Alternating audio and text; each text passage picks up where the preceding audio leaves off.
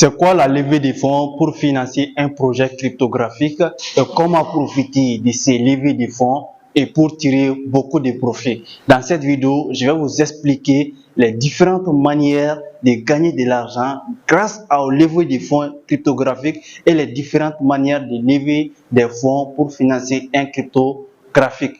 Si c'est votre première fois de tomber sur mes différentes vidéos, moi je suis Omar Youssouf Doumbia, je suis entrepreneur, je suis trader indépendant sur les marchés financiers, je suis créateur de contenu. Vous pouvez me retrouver sur tous les réseaux sociaux avec les noms d'Investi et Réussi en Afrique.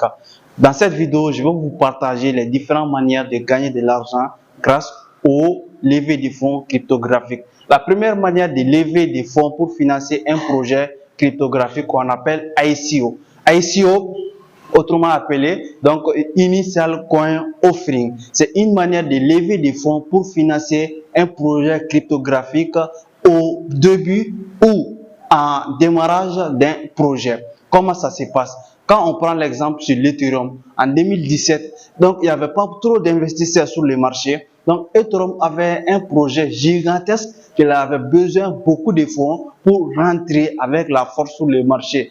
Qu'est-ce que l'Ethereum a fait maintenant? L'Ethereum a passé par cette manière de lever un gros fonds. Donc en 2017, quand vous avez, toi qui regardes la vidéo, quand toi tu avais $100 en Bitcoin en 2017, tu pouvais participer à cette levée de fonds pour recevoir, je dis bien, 2000 pièces d'Ethereum parce que Ethereum faisait des levées de fonds. $100 de Bitcoin, tu reçois 2000 pièces d'Ethereum. Aujourd'hui, un Ethereum vaut 1800 et quelques dollars sur les marchés.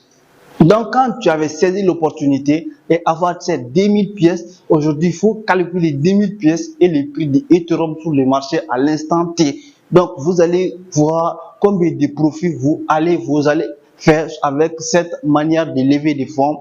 Donc, vraiment, c'est un très bon moyen pour gagner beaucoup d'argent grâce à la crypto-monnaie. Mais il faut vraiment faire très attention parce qu'il y a beaucoup de projets qui se disent ICO. Les gens investissent leur argent et plus tard, ils ne rentrent plus en bourse. Donc, comment éviter cela? Déjà, si une crypto-monnaie, une vraie crypto-monnaie, ils vont d'abord mettre leur white paper, papier blanc sur les marchés. Sur le white paper, vous allez voir ce que le projet il résout, quelles sont ses utilités, son équipe, donc, et comment il va évoluer. Il va expliquer tout ça sur son white paper.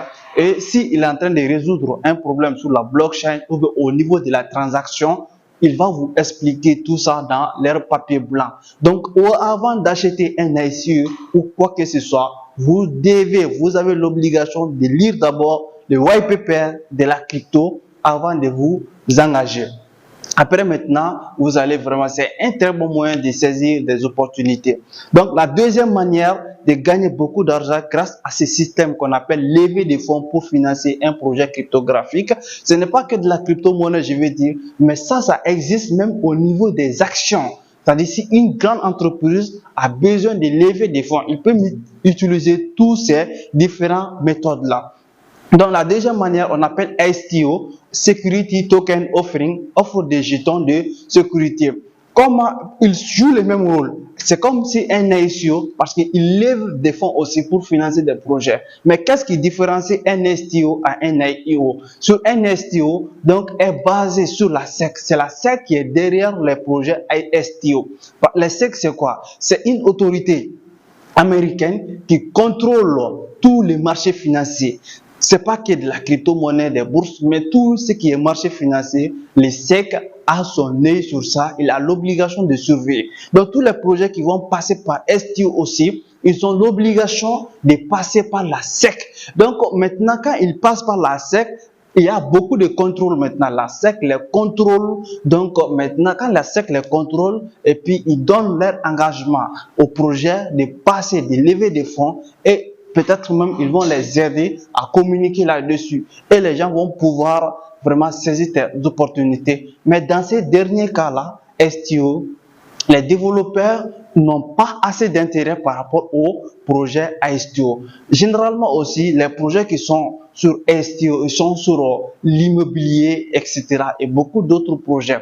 Donc, la troisième manière, on appelle ça IEO. Donc, Initial Exchange Offering, offre des jetons initiales. C'est la même manière, c'est une manière aussi de lever des fonds, mais c'est différent de ces deux premières-là. NIEO, donc c'est une manière de lever des fonds, mais là, il faut passer par les plateformes. Comme vous voyez ici, Initial Exchange Offering, offre des jetons initiales. Donc, les exchanges comme Binance ou d'autres exchanges, grands exchanges sur le marché, donc quand tu passes par les exchanges maintenant, c'est les exchanges qui vont étudier ton projet. Est-ce que tu as un bon projet? Est-ce qu'il doit prendre l'engagement pour vraiment te permettre de passer par eux pour lever des fonds? Si oui, par exemple, on a vu les cas avec BitTorrent, la crypto-monnaie BitTorrent. Vous pouvez aller sur CoinMarketCap, taper et étudier le projet. BitTorrent a réussi à vendre toutes ses pièces le 15 juillet 2019 grâce au lever des fonds. Ils sont passés par Binance. En 15 minutes, ils ont vendu toutes les pièces qu'ils ont dans leur compte. Donc maintenant, ils ont passé par Binance. Binance a étudié leur projet. Binance a vu que donc ils peuvent s'engager. Maintenant, Binance a publié sur leur site et les utilisateurs de Binance ont maintenant pris l'engagement d'acheter plus vite ces tokens-là. Et puis d'un coup, après, ils sont rentrés sur le marché. Donc, toujours quand même, il y a un bénéfice à faire. Comme j'ai pris l'exemple avec Ethereum, qui a fait $100 de Bitcoin, tu pouvais avoir 2000 pièces d'Ethereum. Aujourd'hui, tu as beaucoup d'argent. Si tu avais gardé tous ces 2000 pièces, ça, si c'est trop long, on peut prendre l'exemple sur un autre crypto-monnaie, par exemple, qui lève des fonds avec 0,1$ et ils vont partir. Ils seront en côté en bourse avec 0,5$ ou avec $1 généralement. Donc, et regardez, quelqu'un qui a pu saisir l'opportunité a acheté la crypto-monnaie en vente privée lorsque c'était à 0,1$ et dès que la crypto-monnaie rentre en circulation avec $1, donc il va vendre pour prendre ses bénéfices. Vous voyez, donc il y a beaucoup de manières quand même de gagner de l'argent grâce à la crypto-monnaie. Et je dis bien, ça n'existe pas qu'au niveau de la crypto-monnaie, mais sur tous les marchés financiers, que ce soit les actions, les grandes entreprises utilisent ces différentes manières pour lever des fonds et financer leurs projets. Donc, si vraiment la vidéo vous a intéressé, je vous demande d'aimer la vidéo, de vous abonner à la chaîne et de partager pour que ça puisse vraiment aider d'autres personnes.